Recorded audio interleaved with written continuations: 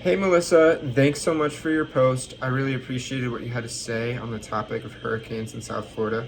I think that worsening future flooding and hurricanes are incredibly likely and are absolutely a major issue for South Florida. I thought that what you had to say about the readiness of a lot of the local area was alarming, but would disagree on the most part on the level of unpreparedness in South Florida. However, your background and involvement in the local community may lead you to a more accurate conclusion than what I've drawn from just going to school here and my classes.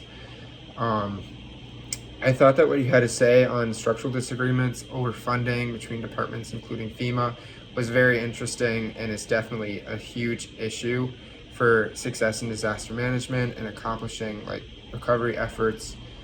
um, your short-term steps that you listed are definitely very helpful, especially in reducing debris and alleviating incidental concerns throughout the recovery process, especially through elevating utilities and, like you say, in your long-term solution, communities as well. These long-term solutions towards elevating communities that are below the flood line is definitely crucial towards improving recovery in South Florida and would definitely contribute to more efficient and rapid recovery efforts through reducing debris, limiting damage to essential community lifelines, and risking less lives and homes in the process.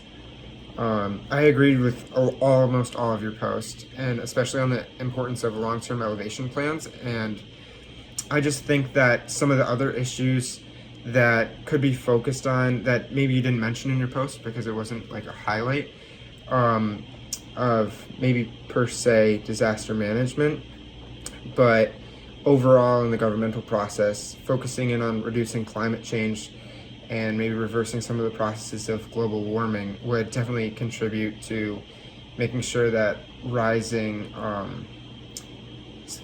sea levels don't continue, which definitely has contributed to the worsening issue of flooding and hurricanes in areas like South Florida and along the southeast coast and Gulf Coast of the United States.